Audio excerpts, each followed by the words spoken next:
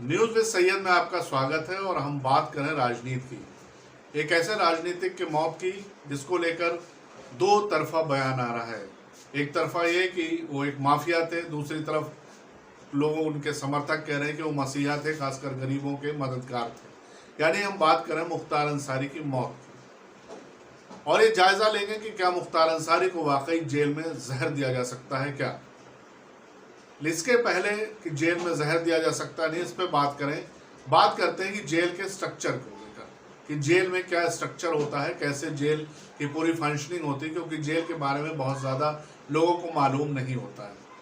तो जेल में सबसे पहले सुपरिटेंडेंट होता है जेल का, जो जेल का पूरा मालिक होता है, यानी जेल अधीक्षक जिसको बोलते हैं, सुपरिटेंडेंट ऑफ प्रिजन, तो वो होता है। उसके नीचे जेलर होता है।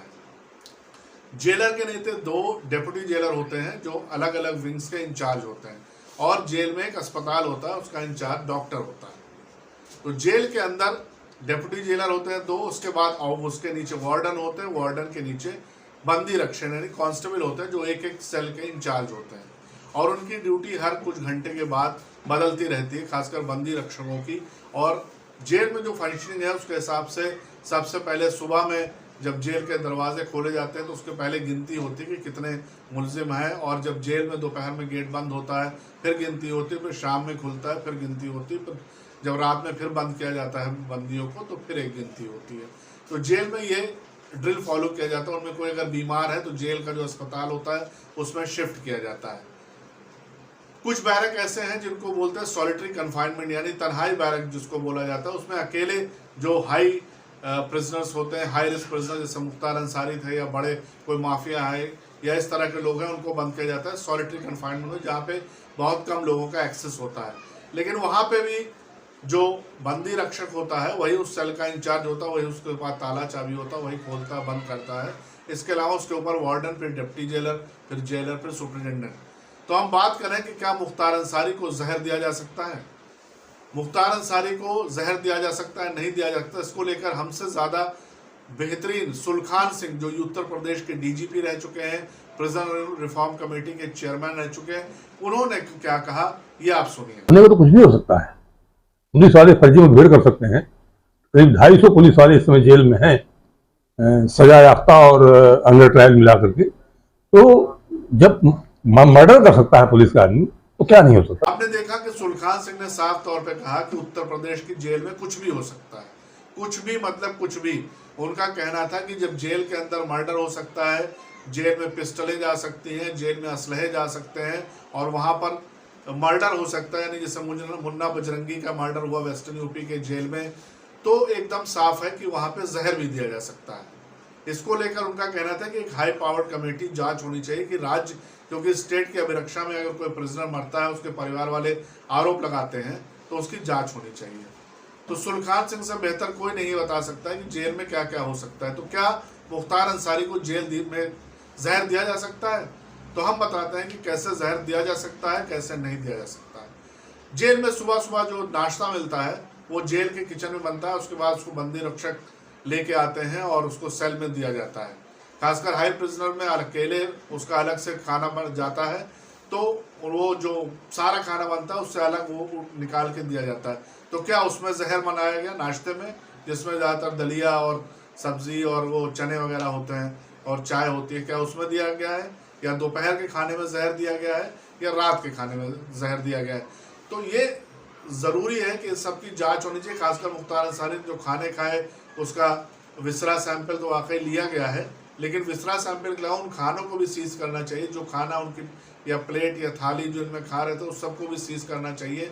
वो भी एक केस मटेरियल है कि क्या उसमें जहर के ट्रेसेस हैं कि नहीं। और खासकर उन बंदी रक्षकों से पूछताछ की जानी चाहिए जो मुख्तार अंसारी के उस सेल में लगातार ड्यूटी दे रहे थे कि कैसे उनको खाना दिया गया, कैसे नहीं दिया गया। तो जाहिर सी बात है कि मुख्तार अंसारी को अगर स्लो पॉइजन दिया गया, यानी थोड़ी थोड़ी मात्रा में पॉइजन दिया जा रहा है, तो डॉक्टर्स का कहना है कि उससे जो ऑर्गन होता है वो धीरे धीरे फेल होता है। यानी आदमी अचानक नहीं मरता है, लेकिन कभी किडनी पे इफेक्ट किया, कभी लीवर पे। जहर का सबसे ज़्यादा असर लीवर पे होता है, और लीवर हमारे बॉडी का सबसे बड़ा ऑर्गन है, और लीवर से ही सब कुछ फंक्शनिंग होती है। आपको पता है कि लीवर एकदम पावर हाउस है बॉडी का, और अगर लीवर कमज़ोर हो जाए, आप देख रहे हैं पीलिया हो जाता है या जॉन्डिस हो जाए या कोई हिपेटाइटिस हो जाए तो आदमी एकदम कमज़ोर चल नहीं पाता है। तो जहर का सबसे पहले असर लीवर होता है कि लीवर हर चीज़ डाइजेस्ट करता है। तो मुख्तार अंसारी ने जो फ़ोन पे जिनको फ़ोन कॉल की रिकॉर्डिंग हुई थी उसमें उनमें साफ कहना था कि वो चल फिर नहीं पा रहे।